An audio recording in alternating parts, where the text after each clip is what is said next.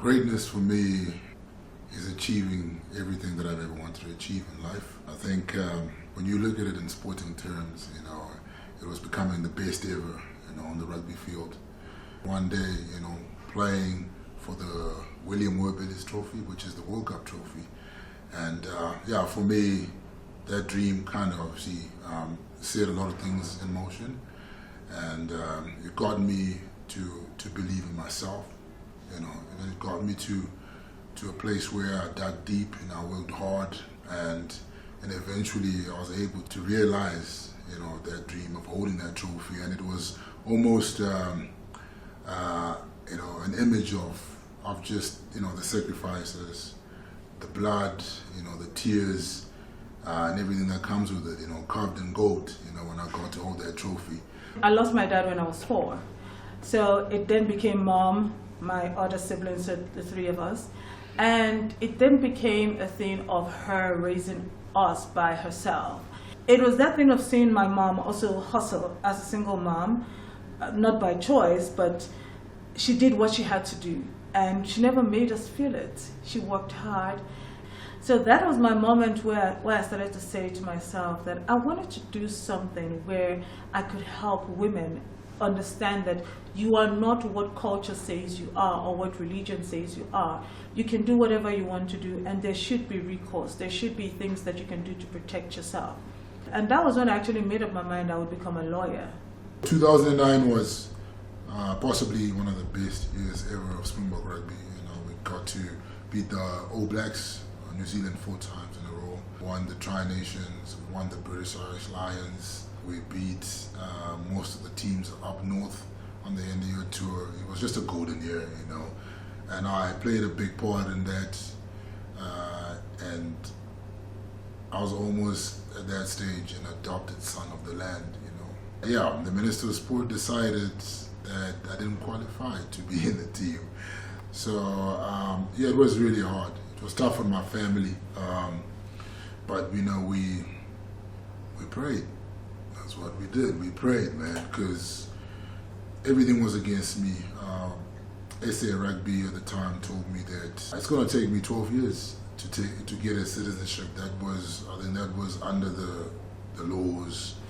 At that time there was already demand for me overseas, but I didn't want to go overseas. I knew that I wanted to play in South Africa, and I knew that being a Springbok meant everything to me.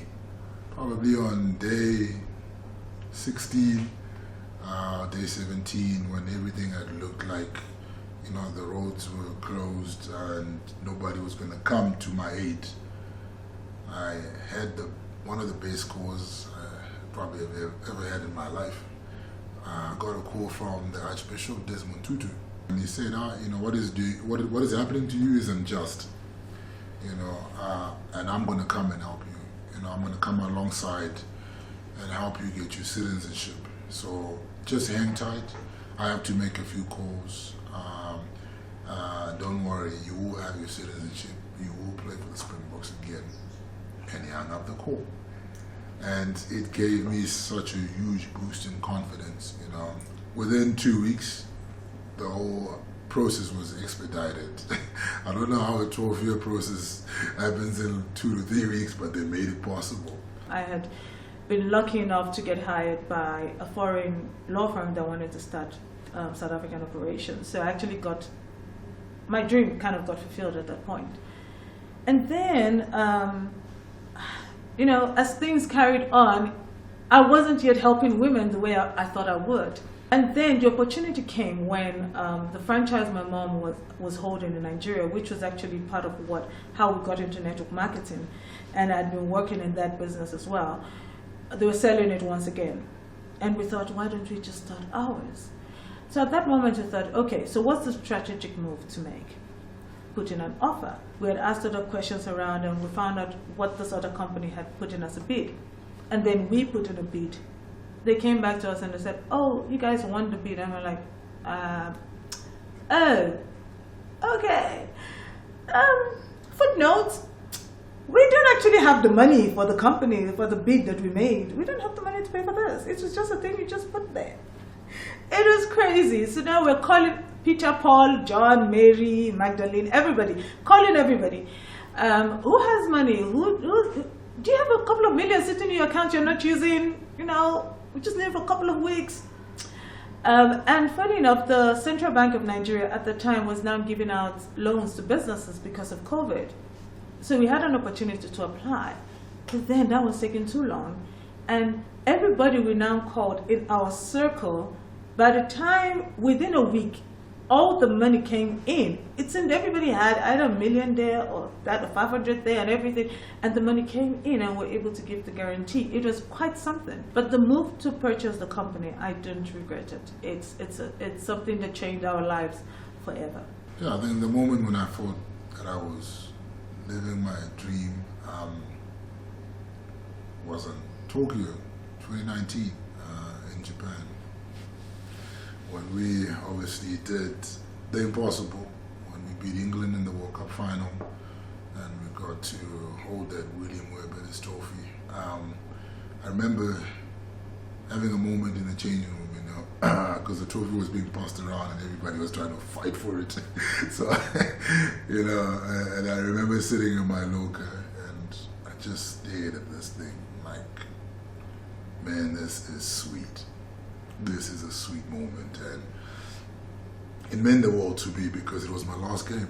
I decided to retire after that because I don't think anything could beat that. And now, in my post-retirement life from rugby, when I chase greatness, I'm chasing for, maximum efficiency in my businesses. Being able to become a stellar entrepreneur. I'm involved in various things now. So I'm chasing that trophy, in my next chapter, in terms of success. And I think also, when you look at greatness, it also involves, the impact that you make to those around you. For me, the way I grew up, which is in that support role of, I'm just going to pack the product if that's what I've needed. It doesn't matter for me whether somebody says it's because of you or not. It's Healthgarde, it's Healthgarde. But then occasionally you get that person that walks up to you and says to you, that thing you said, Aishan, that thing, after you said it that day, I went home and I did my business differently. And that seems to inspire people to stop being afraid and just go out and get it.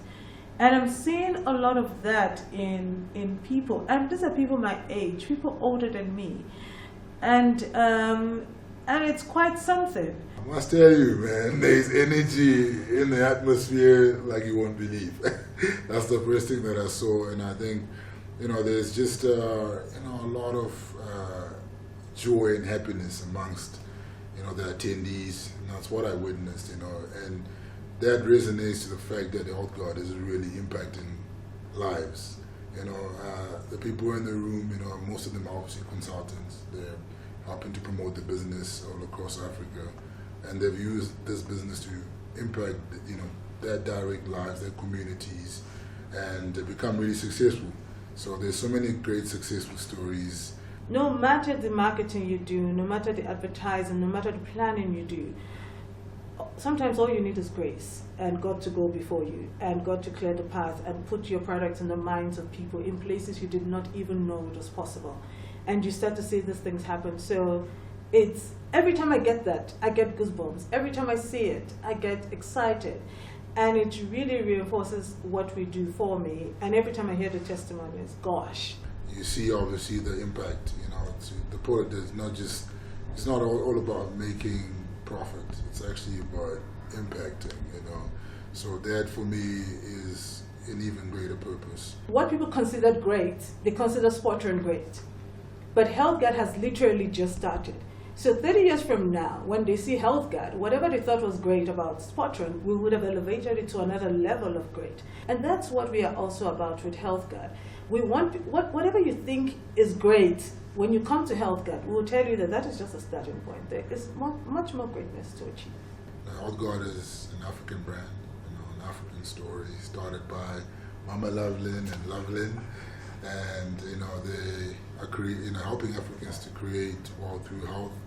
And I sincerely believe in empowering other Africans. I'm a Pan-Africanist at heart. I've always been outspoken about that, in everything I do.